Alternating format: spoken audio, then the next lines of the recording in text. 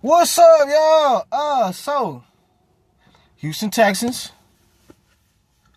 not looking too good down here in the H. They're 0-2, and I have to say, to get started with this video real quick, obviously, well, let's start with the Bucs game. Just you go out on your first possession and move the ball well. You hit one of the best receivers on the rise, Nico Collins, on a go ball.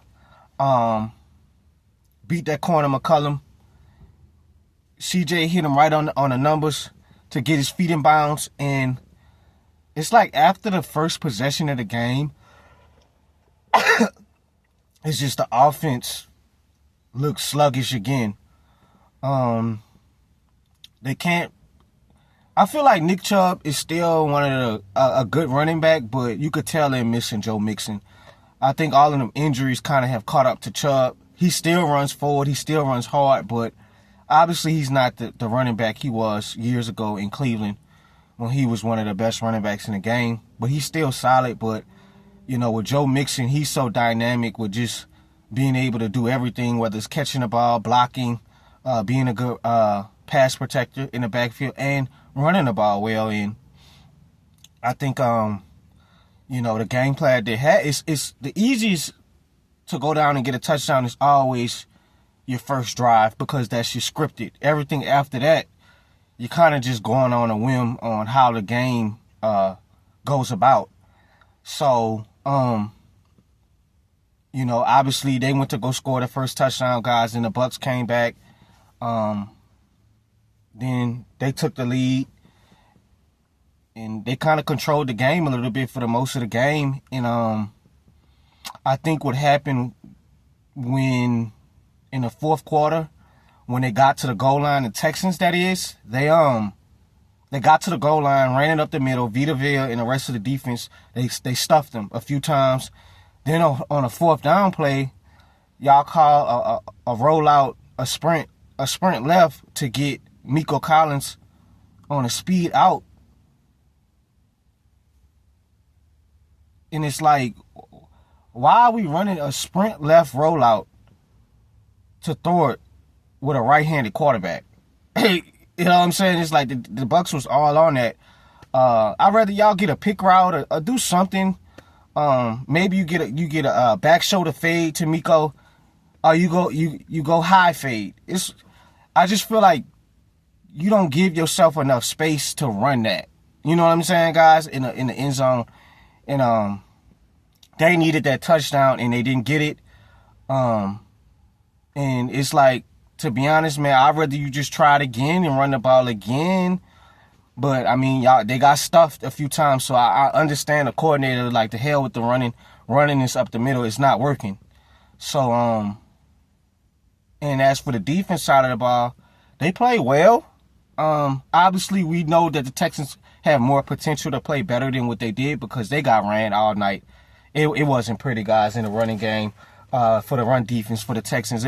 I think they gave up 169 yards between the two running backs for the Bucs, whether it was Bucky Irvin and I think the Rashad White.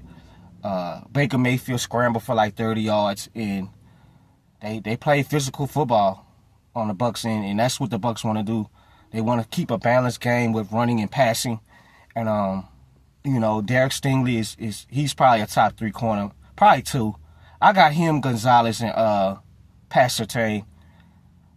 They are interchangeable to me. If you say Stingley number 1, that's fine. But the way he shut down these receivers, man, Stingley is he's going to be a force to be reckoned with as a corner.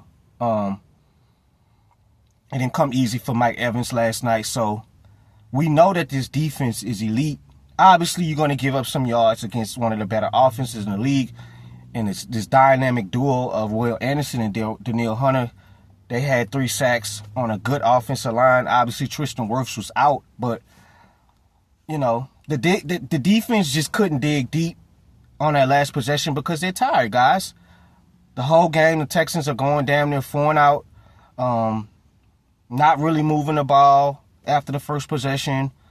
When I look at my notes, it's just it hasn't been pretty for CJ so far in these 2 games. And to speak on CJ, because this is more so his video, Texans fans down here are getting irritated because this has been going on since like the second half of the season, where the offense kind of has been playing a little bit lackluster, and Bobby Slowick, the previous offensive coordinator, he took a lot of the flack. Now you bring in a new offensive coordinator and you still dealing with the shit. But you already was struggling with your offensive line last year with Laramie Tunsil. And we know how damn good Laramie Tunsil, the best thing you do is trade him away. This is not what you want to bring your young star quarterback to be going through protection issues. Because, guys, when you have protection issues and your quarterback doesn't have confidence in his offensive line, what does that bring to him? 9 times out of 10, you're looking at the rush. You're overthinking stuff. You're not getting your feet set. You're not making pre-snap reads how you should. You're not going through 2-3 reads because you don't have time. And guess what that happens, guys, when you have bad pass protection? What happens? Your quarterback starts to take step backs in his development because I'm too worried about the rush. Now, it's been sometimes last night and the Rams game where you have time, bro, and you're not making the throws that this team needs you to make. So, of course, CJ has to be better, but to sit here and put all the blame on him, I can't do that. This offensive line, because that's what Todd Bowles want to do. He want to blitz on defense and make it hard on quarterbacks. He send different type of blitzes. Sometimes he'll send a zero blitz all out. And Todd Bowles know CJ offensive line, they can't identify blitzes good enough. So I'm just going to pin my ears back and blitz all day. They can't pass protect. So this is what happens when your quarterbacks start developing bad habits. Guys, the team in 18 possessions this year so far only scored 2 touchdowns. And one of the touchdowns, I think that was a Nick Chubb 30-yard run, a 20-yard run. That was only because the special teams punt returner had an amazing punt return last Monday night against the Bucs. He got them in field position. So it's not like this team is having long methodical drives. The only long methodical drive they really had was the first possession of the game, the Miko Collins on the fly route.